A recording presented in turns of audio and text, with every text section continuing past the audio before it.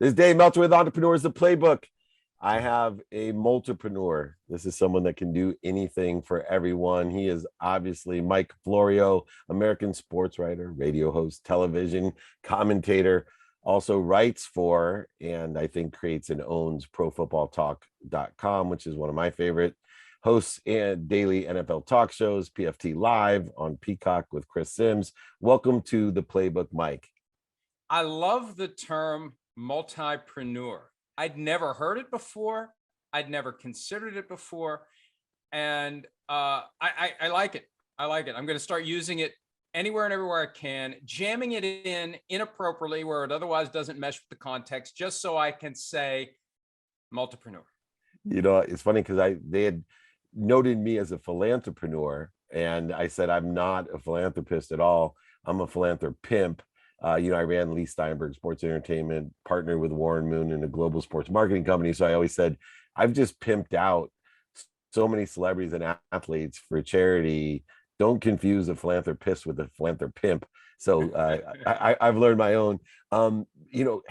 You are probably one of the foremost experts in the most popular sport 2-to-1, especially in America, the NFL. And, your conversations to me are not only stimulating, but very insightful. And you have a new book, which is, aligned with the Playbook. It's the Playmakers, and, comes out in mid-March, March 15th to be exact. But it deals with an issue that I've really honed in on. And it's, some people, some entities, companies are successful despite themselves. And I think that's really, with your book is the story of the modern NFL that can't get out of its own way, which I think is obvious, but it also can't stop making tons of money. And, there's some interesting aspects. What have you learned, throughout the year, not just about the NFL, about why certain people, which we see in the NFL as well, certain companies, which we see related to the NFL, and especially the NFL, even though they seem to stumble over themselves every chance that they get, end up making so much money? Well, when the product at its core is so popular, when the demand for it continues to increase and increase, when it demonstrates an ability to pull together a live audience of Americans and really beyond simultaneously like nothing else can. In this day and age, there isn't a single other property. I remember when I first started getting into the TV side of it, American Idol was the one show that could do what the NFL can do. And American Idol was the number one show on TV through 2009, 2010-ish, right when I joined NBC. And it was a big deal internally when Sunday Night Football leapfrogged American Idol to be the top primetime show. And since that moment, 10, 11 years ago, it's left every other product in the dust. And you look at the ratings for the late Sunday afternoon windows on CBS or Fox, the Monday night national broadcast, the Thursday night broadcast, although that's going to change with Amazon, I know. But when you talk about three-letter network, broadcast TV, there's nothing else that pulls people together. People love the product. They can't get enough of it. So it really doesn't matter how you're running it. I make the Brewster's Millions reference from time to time, and I realize there aren't many people old enough to even understand what that is. But yeah, thank you. But I almost feel like if they even tried to blow it, they couldn't. That's how popular it is right now. And to that end, part of the popularity not is only the on-field content, which is extraordinary, the best real-time TV, the original real-time TV, but it's all the B-roll, it's all the background. And now with fantasy and gambling being played into the aspect of this continual growth of an audience, of a community that has national loyalty and now cross loyalty per player, it is just an amalgamation, in my opinion, of momentum. And there's so many diverse interests, but yet you give some interesting insights on the different scandals, the different political aspects. And, I've been in this game a long time like you. I still think we haven't seen the biggest scandal when we finally realized, I know John Gruden was kind of on the outskirts of the Washington well, I call them the Redskins, but you know who they are, the Washington whatever they call themselves. But Dan Snyder and that group, I can't wait till we find out what's behind the kimonos of some of the ownership and the stories. But going off of historically human nature, because that's why I think there's so many scandals past and present. It's just human nature of putting a whole bunch of rich young people together and rich old people together that own their contracts. What are some of your insights or nuances that you have seen that have, really utilized the scandals to fall forward or trip onto success? Well, it really is a fascinating business model when you take a step back. Multi-billion-dollar football operations with, for most teams, state-of-the-art technologies and people specifically hired for different jobs, and it's all aimed at putting together the best possible product on the field every Sunday, Monday, Thursday, or whenever they play games. Every team, though, except for the Packers, who have a stock system, which isn't really stock in the sense that you can make any money off of it. You can just say we without looking like you're just any other fan. But you have a system of basically monarchs / oligarchs who own and operate these teams and hand them down from generation to generation or pass them along to a sibling or whoever when the owner dies. And there's just an inherent dysfunction to that approach when you have one person who is ultimately in charge of a team and can make decisions about a team. And the NFL wants it that way. It went through some stuff in recent years with the Titans, with the Broncos, about making sure there's one person who's in charge of the team at any one time. And I don't know if that's good for the sport to have one person in charge of a team at any one time, because sometimes you have bad decisions made by that person who is used to being surrounded by sycophants, used to getting what he or she wants, used to doing what he or she wants to do, and will push back against any sense that someone else is trying to get that person to do what they want that person to do. I think that's one of the reasons why the Brian Flores lawsuit came to fruition. I think that the owners, the oligarchs / monarchs, don't want anyone telling them how they should go about making decisions when it comes to hiring coaches, and they resent it, even if it's the league that binds all the teams together that's trying to get them to do it. So that part of it, I think, is responsible for a lot of the dysfunction that happens at the team level. It kind of sets the tone for organizations that go off the rails. But you're right, it marries the young players who have been coddled their whole lives for the most part and never told they can't do things. So they're used to doing what they want to do, with the older owners of the teams who have that same damn mindset. And it just creates, I think, the situation where these things happen, but none of them that have happened to date have slowed the NFL down one bit. And with the increase in the valuations of the teams, it's interesting because just like our economic system, which is going to go through the greatest transition of wealth, this transition of wealth will be a microcosm of the ownership in the NFL. As you have the women in America having great wealth here in the next 20 years, we also will see, with that one person ownership, many more women owning multi-billion-dollar franchises and have great control. And they may or not, determinative upon this oligarchy or monarchy, they may or may not have the passion that it takes to create a winning team or a successful team economically. Like you said, I think it's Brewster's Million. You can't do anything to decrease the value of your franchise just because of the limited commodity that it is. But how do you see the transfer of wealth or the generational transfer that's going to occur the next 20 years affecting the ownership of the old boys club? You've touched on something, David, that really has crystallized for me the past several weeks, as we've seen the Washington Commanders situation continue to percolate in Congress, as we've seen the Brian Flores lawsuit, which has the racial discrimination aspect combined with the argument that the owner of the team, Stephen Ross, offered $100,000 per loss in 2019 so that the team's draft position would be improved in 2020. We're at a point now, and it's only going to get worse because the franchise values are going to continue to go up and up with the proliferation of legalized gambling. We're at a point where there aren't many people who can satisfy the NFL's minimum requirement of owning 30%.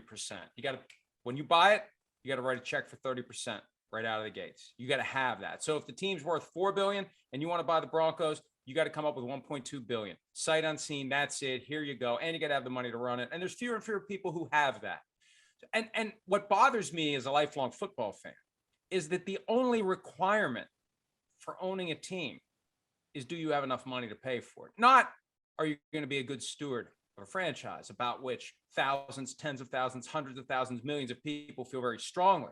They're putting their money and their passion on the line every week. Or do you know anything about football? Will you be a good owner? Will you be a good partner to the rest? No, all that matters is, what's the highest bid? Does this person have the resources to satisfy that bid and run the team appropriately from a financial standpoint? And the rest of it, who cares? Who cares if the person doesn't know what they're doing? There are owners who like that. Owners of other teams like it when some bumbling idiot buys a team, because that's just a team you can cross off the list. Don't have to worry about them anymore. They're not going to be competitive. And that's not good for the sport. I think that the aspiration should be, yes, you need to have the resources, but you need to have something more in order to get the 24 votes from the 32 total teams to authorize that transfer. So it's going to get harder to do. That's the bottom line, because it's going to be more and more expensive to buy teams. And we're going to have more and more of these guys who come in who screw everything up because they had enough money to buy the ticket. And once they buy the ticket, they can do whatever they want.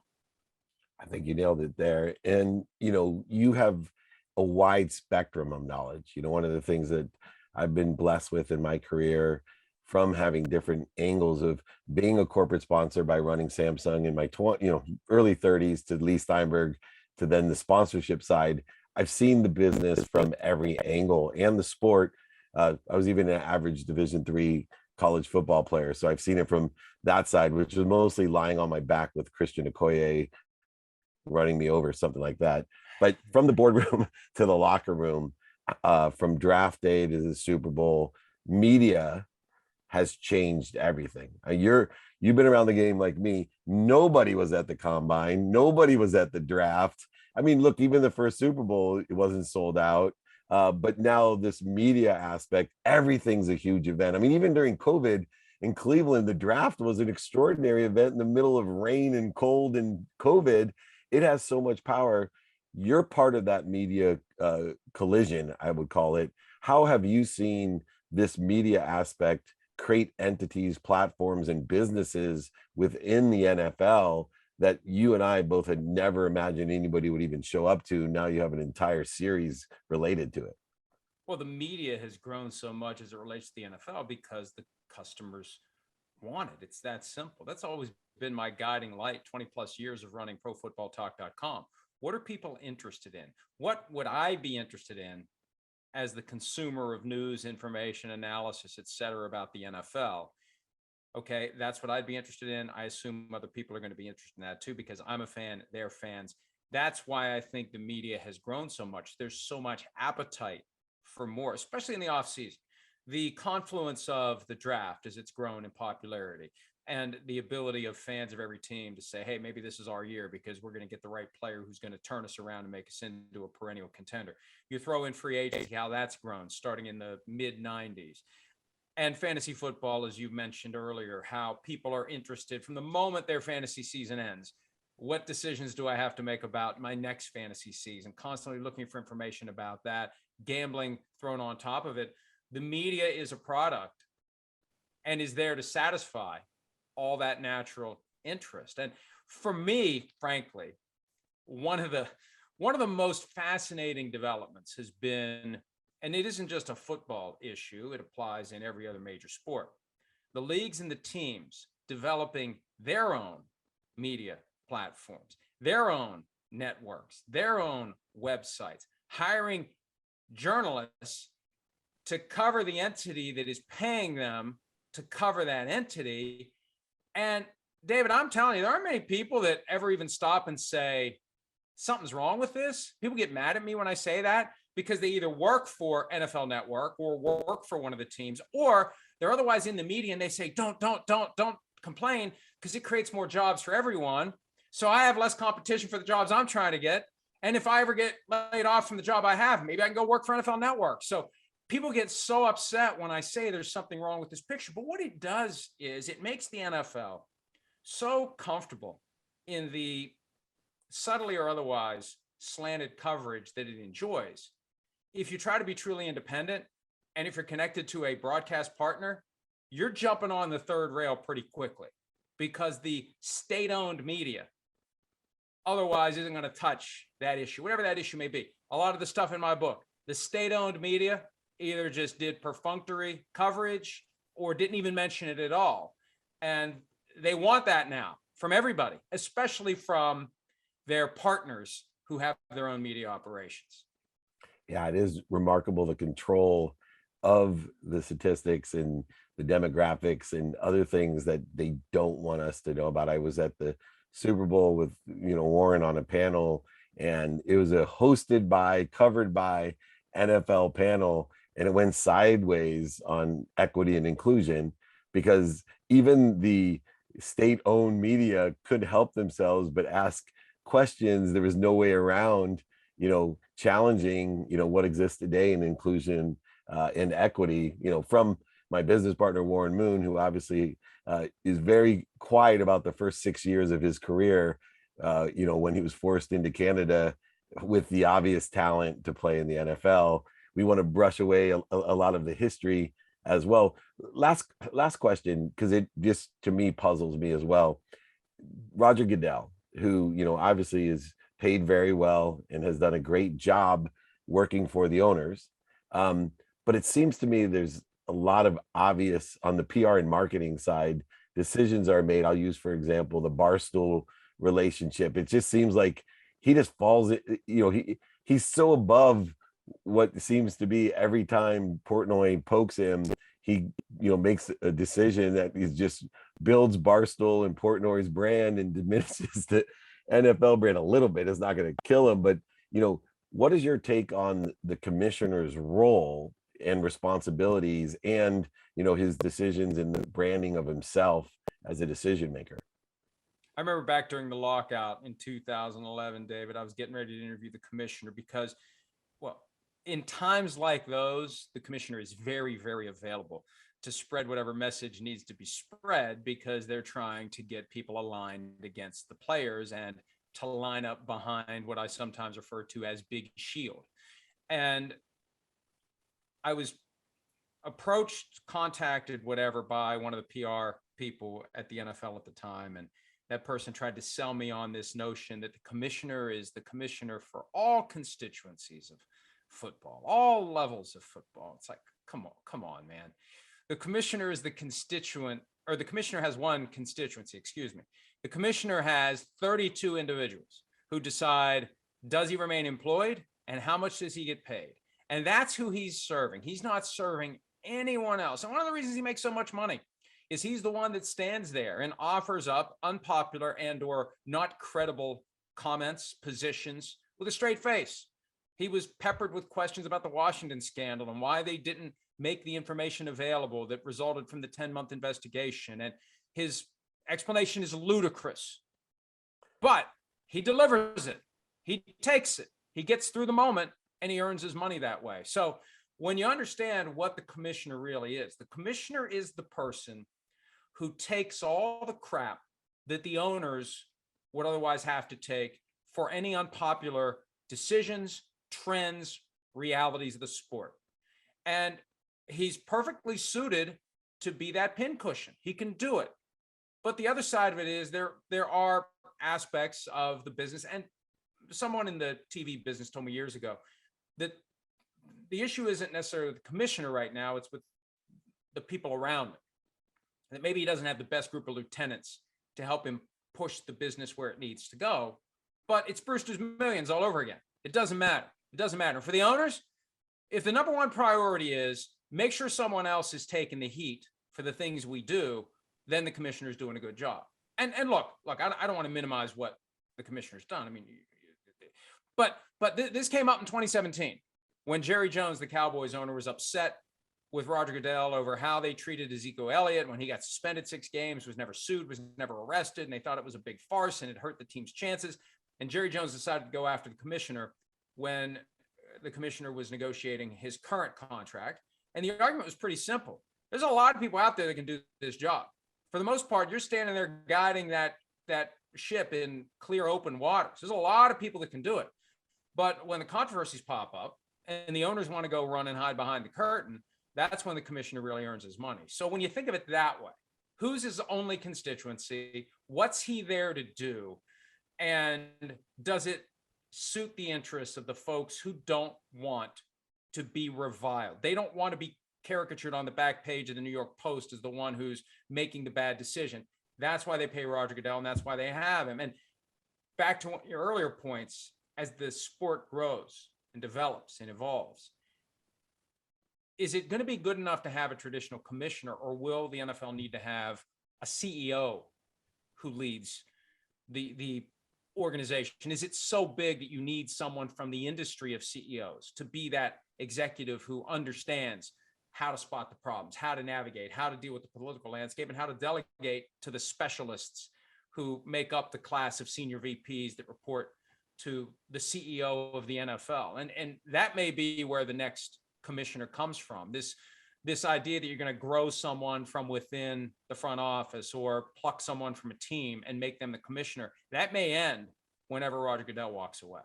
Yeah, the assistant commissioner upgrade may not work anymore. And I will tell you, as you're describing the new role as the CEO of the NFL, I dreamed about being president when I was 5 years old, and I changed my mind for many facts that you probably know and I share. But as you were describing that job initially, I'm like, maybe that's something I'd throw my hat into the ring. And then you started describing it again. I'm like, no, more like the presidency. I'm not really interested. I think this interview is an illustration by far of why you need to grab playmakers, because the insight and the perspective and the knowledge is incredible. We don't get this anywhere. We have, over 1,000 episodes, and I love someone that really knows their shit, excuse my language, but you really do, Mike. And it's such a pleasure to speak with you. I love your perspective and the insights that you've given us. Can't wait to read the Playmaker book. Playmakers is available March 15th. Check it out. You will get the inside stories, the inside perspective with real facts and unadulterated, without fear, courageous reporting. Please join me on my other shows, man. You're incredible. Thank you so much. Mike Florio here with David Meltzer.